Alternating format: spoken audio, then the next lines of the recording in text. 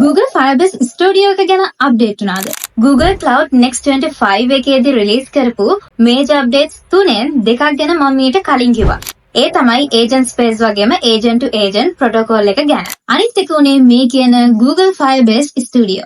මේක AI powered platform එකක්. ඉතින් natural language prompt එකකින් ඒ කියන්නේ සරලවම කිව්වොත් text එකකින් එහෙමත් නැත්නම් image එකකින් sketch එකකින් උනත් full stack app එකක් හදාගන්න පුළුවන්. මේක AI powered වෙන්නේ Gemini වලින්නේ. එතකොට AI powered coding, debugging, testing, documentation වගේ දේවල් උනත් කරගන්න හැකියාව තියෙනවලු. මේකත් හරියට මම මීට කලින් කියලා තියෙන Bolt New V0 cursor මෙන්න මේ වගේ ඒවට free alternative එකක් වගේ. එතකොට Firebase authentication, Firestore, Google Cloud Run, Vertex AI වගේ ඒවත් එක්කත් integrate කරගන්න හැකියාව තියෙනවා. කියන විදිහට මෙතන React, Flutter වගේ frameworks වලට templates 60කට වඩා එහෙමත් තියෙනවලු. ඉතින් GitHub, GitLab, Bitbucket එහෙම නැත්නම් local machine එකක තියෙන repo එකක් වුණත් import කරලා වැඩ කරගන්න පුළුවන්.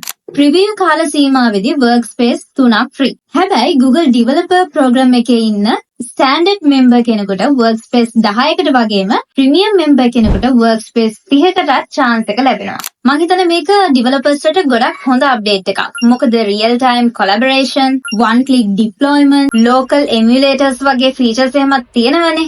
ඉතින් try කරලා බලන්න. එහෙනම් තව අයට මේ ගැන දැනගන්න මේක share කරලා ඔයාලට තව මේ වගේ interesting දේවල් අපෙන් දැනගන්න ඕන නම් දැන්ම follow කරලා තියන්න.